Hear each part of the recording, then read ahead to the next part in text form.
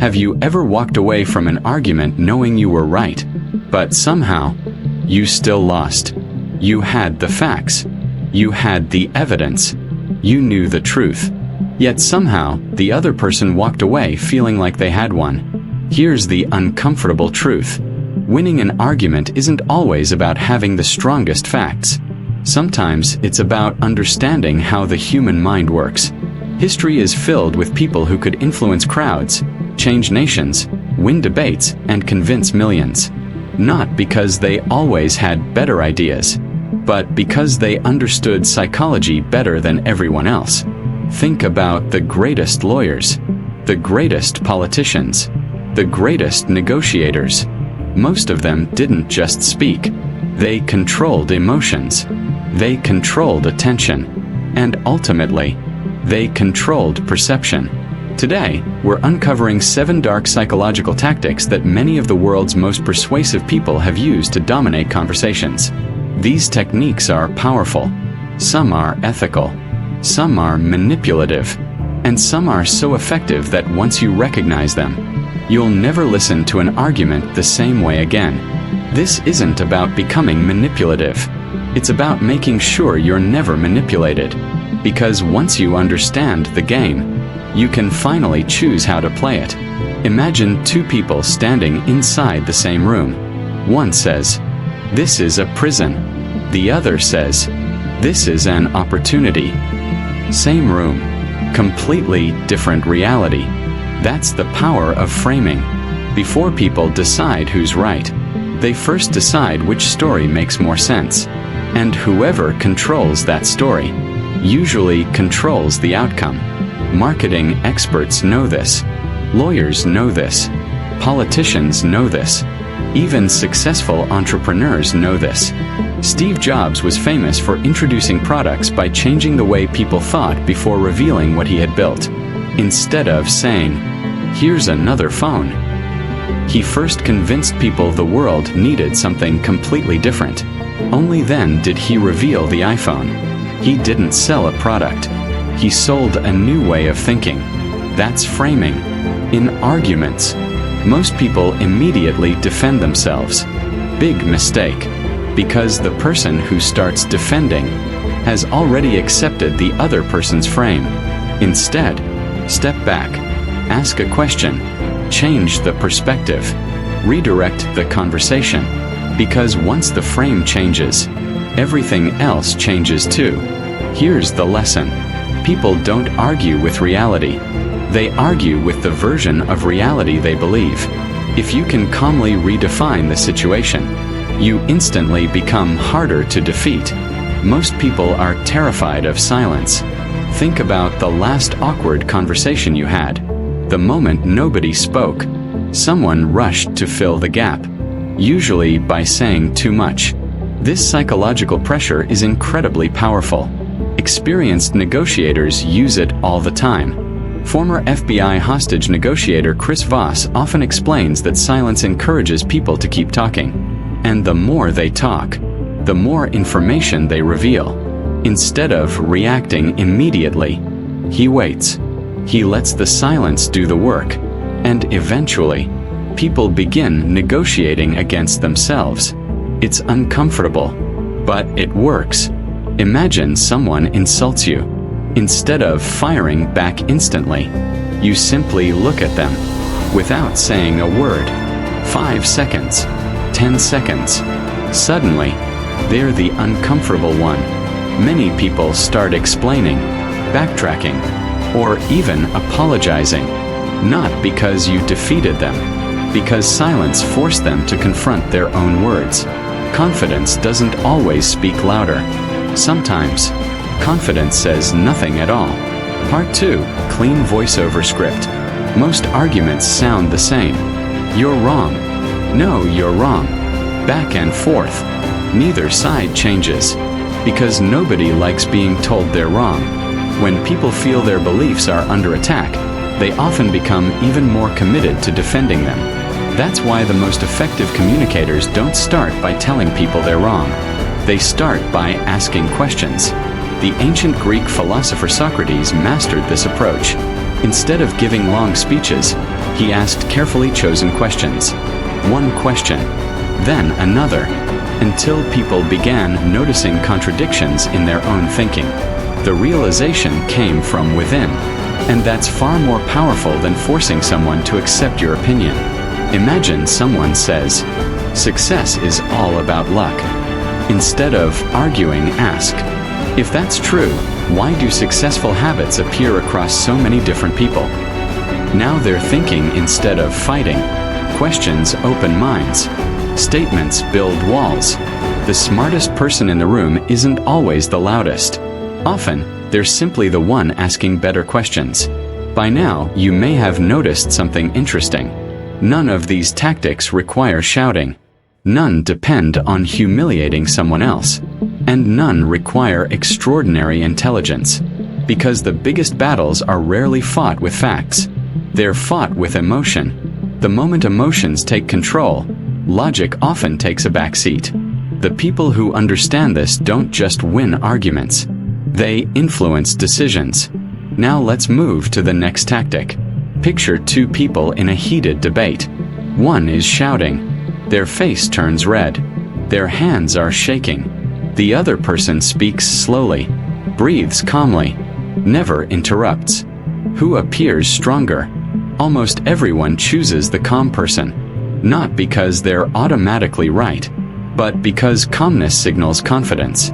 When someone loses emotional control, rational thinking becomes more difficult.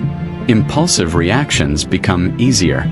That's why experienced negotiators, trial lawyers, and successful leaders train themselves to stay composed under pressure. Abraham Lincoln understood this better than most. Whenever he felt angry, he often wrote everything he wanted to say onto paper. But he never sent those letters. He waited. By the next day, his emotions had settled. His decisions became wiser. His words became stronger. His restraint became one of his greatest strengths. There's an old saying, "Speak when you're angry, and you'll make the best speech you'll ever regret." Your emotions are temporary. Your words can last forever. The next time someone tries to provoke you, remember this. If they can control your emotions, they've already begun controlling the conversation. The person who stays calm usually stays in control.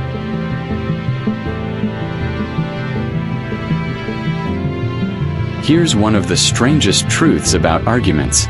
Most people don't actually want to be right. They want to be understood. Think about the last disagreement you had. Did the other person stop talking because you had better evidence? Or because they finally felt like you understood their point? Human beings naturally lower their defenses when they feel heard. That's why the best negotiators spend far more time listening than speaking. Former FBI hostage negotiator Chris Voss describes a technique called tactical empathy. It means showing that you genuinely understand another person's perspective without necessarily agreeing with it. Notice the difference. Instead of saying, "That's ridiculous," try saying, "I can understand why you'd see it that way." Those simple words change everything. The other person's brain no longer feels under attack. And once the walls come down, real influence becomes possible. This doesn't mean surrendering. It means creating the conditions where people are actually willing to listen. The greatest persuaders rarely begin by proving others wrong. They begin by making others feel respected. Ironically, that respect often earns them the attention they need to change minds. In 1962, during the Cuban Missile Crisis, the world stood on the edge of nuclear war. The United States and the Soviet Union faced one another in one of history's most dangerous confrontations. A single reckless decision could have changed the course of humanity. Instead of reacting with anger or pride, leaders on both sides chose negotiation, careful communication, and restraint. History remembers that crisis not because someone won an argument, but because enough people avoided making emotional decisions. Sometimes, the greatest victory isn't proving someone wrong. It's preventing everyone from losing. Now imagine watching two world-class speakers. One speaks non-stop, racing from one sentence to another. The other stops, just for a moment, long enough for every eye in the room to stay locked on them. That pause isn't an accident. It's a weapon. Great communicators understand that silence gives words weight. When you speak without stopping, your audience processes less. But when you pause after an important point, you create anticipation. People naturally begin thinking about what was just said. This technique is used by top trial attorneys, CEOs, motivational speakers, and experienced negotiators. Think about Martin Luther King Jr. One reason his speeches became unforgettable wasn't just his words. It was his rhythm. He allowed important ideas to breathe. His pauses gave listeners time to absorb the message and anticipate what came next. In an argument, strategic pauses have another advantage. Instead of reacting instantly, pause, take a breath, look at the other person. That brief moment communicates something powerful. I'm thinking, not reacting. People who react immediately often speak emotionally. People who pause appear thoughtful, disciplined, and confident. And confidence is persuasive. Remember, fast answers impress people. Thoughtful answers influence them. Part 4. Clean voiceover script. Sometimes the most powerful tactic isn't saying the perfect thing. It's knowing when to say nothing at all. Sometimes, winning means refusing to play. Most people believe every argument must have a winner. But successful people understand something different. Not every battle deserves your energy. Imagine playing chess with someone who keeps changing the rules. No matter how well you play, they move the pieces when you're not looking. Would you keep playing? Of course not. The same is true in life. Some people don't want understanding. They want attention. Others don't seek truth. They seek victory. And some simply enjoy conflict. No amount of logic will change someone who has no interest in listening. The Roman philosopher Marcus Aurelius once wrote, "The best revenge is to be unlike the one who caused the injury." His message wasn't about giving up. It was about protecting your character. Sometimes, walking away isn't weakness. It's wisdom. Every minute spent arguing with someone who is committed to misunderstanding you is a minute stolen from your goals, your peace, and your future. The strongest people aren't the ones who win every argument. They're the ones who know which arguments are worth having. Let's be honest. These 7 tactics are powerful. And yes, some people use them to manipulate others. You'll see them in politics, in advertising, in business, even in everyday conversations. That's exactly why understanding them matters. Knowledge itself isn't dangerous. How you use it is. Use these principles to communicate clearly, to stay calm under pressure, to defend yourself against manipulation, to persuade ethically, not to dominate people, but to build stronger relationships and make better decisions. Because the goal isn't to beat everyone you disagree with. The goal is to become someone who thinks clearly, speaks wisely, and remains in control, even when everyone else loses theirs. That's real power. There's an old story about 2 monks walking through a village. A man approached them, shouting insults. The younger monk became furious, but the older monk simply smiled and continued walking. Later, the younger monk asked, "How could you ignore someone insulting you like that?" The older monk replied, "If someone offers you a gift and you refuse to accept it, to whom does the gift belong?" "The person offering it," the younger monk answered. The older monk nodded. The same is true for anger. Not every insult deserves your acceptance. Not every argument deserves your attention. And not every opinion deserves your response. Sometimes, the strongest move you can make is choosing peace over proving a point. So the next time you find yourself in a heated argument, remember these 7 tactics. Control the frame. Use silence. Ask questions. Master your emotions. Make people feel heard. Pause with purpose.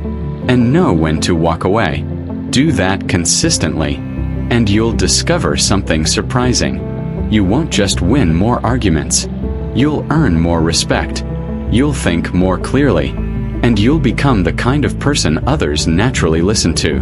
Because in the end, being right isn't about having the loudest voice. It's about having the strongest mind.